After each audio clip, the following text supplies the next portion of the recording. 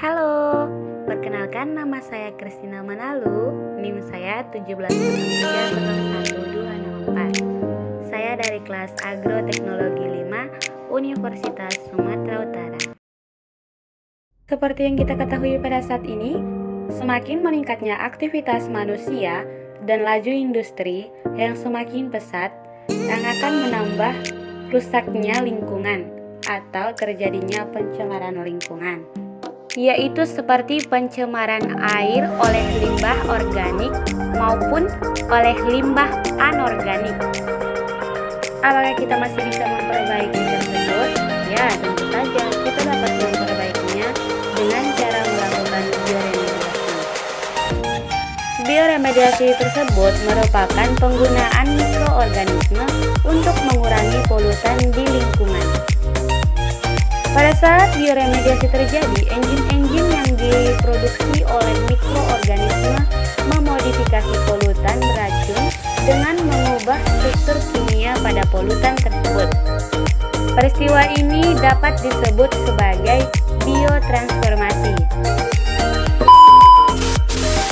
Adapun alat dan bahan yang kita butuhkan dalam pelaksanaan percobaan ini yaitu bahan yang kita butuhkan, yang pertama gula aren sebanyak 1 sendok makan, yang kedua tomat 1 buah, yang ketiga kentang 1 buah, yang keempat air sebanyak 300 ml, dan bahan yang kelima yaitu oli bekas.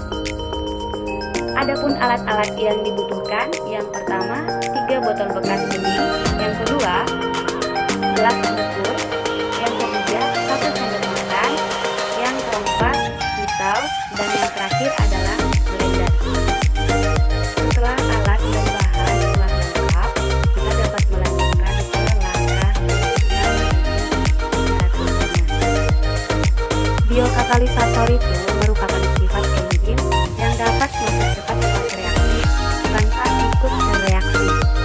Langkah yang pertama yaitu kita membuat katalisator yang terdiri dari kentang 1 buah. Kita potong-potong dadu atau kita potong-potong kecil.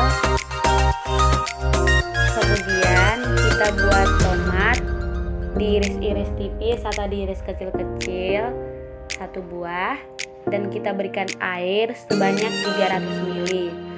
Dan yang terakhir kita tambahkan 1 sendok makan gula aren yang telah kita iris-iris tadi. Langkah yang berikutnya, kemudian seluruh bahan tersebut kita blender sampai halus dan tercampur merata. Dan dihasilkanlah biokatalisator alami dari campuran bahan tomat, kentang, air, dan gula aren tersebut.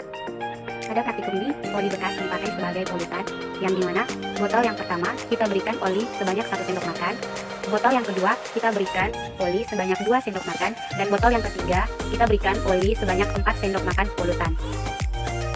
Perbedaan jumlah polutan yang diberikan pada setiap botol berfungsi untuk membandingkan efektivitas dari biokatalisator yang dirangkai dalam meremediasi limbah pencemar. Lalu kemudian biokatalisator yang siap pakai dibagi ke setiap botol dengan jumlah yang sama. Kemudian ditutup dengan longgar untuk menghindari masuknya zat-zat lain yang tidak diinginkan. Sebelum menyimpan biokatalisator dan polutan tersebut, alangkah baiknya lebih dahulu kita mencampur ratakan kembali untuk memastikan semuanya sudah tercampur dengan baik dan rata. Langkah yang terakhir itu, kita menyimpan botol tersebut di tempat yang sejuk dan minim pencahayaan atau sedikit pencahayaan.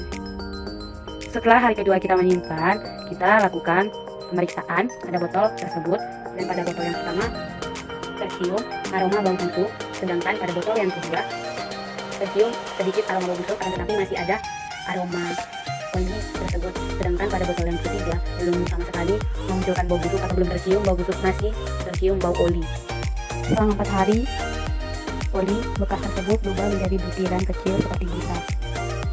Aroma busuk sudah sangat tercium sangat jelas, yang dimana aroma busuk paling jelas dicium pada botol yang pertama, diikuti dengan botol kedua dan botol ketiga. Dapat disimpulkan setelah pengamatan 4 hari, yaitu sebagai berikut. Yang terakhir, terapkan pengamatan setelah 7 hari. Membentuk 3 lapisan yang berbeda, yaitu lapisan yang paling bawah merupakan endapan halus dari kentang dan tomat, sedangkan lapisan tengah merupakan ekstrak dari kentang, tomat, dan gula merah yang tercampur dengan air. Dan lapisan paling atas adalah bekas dari oli tersebut oleh mikroba. Sekian penjelasan dari saya. Jika ada kata yang salah, saya mohon maaf. Semoga video tersebut dapat bermanfaat. Terima kasih.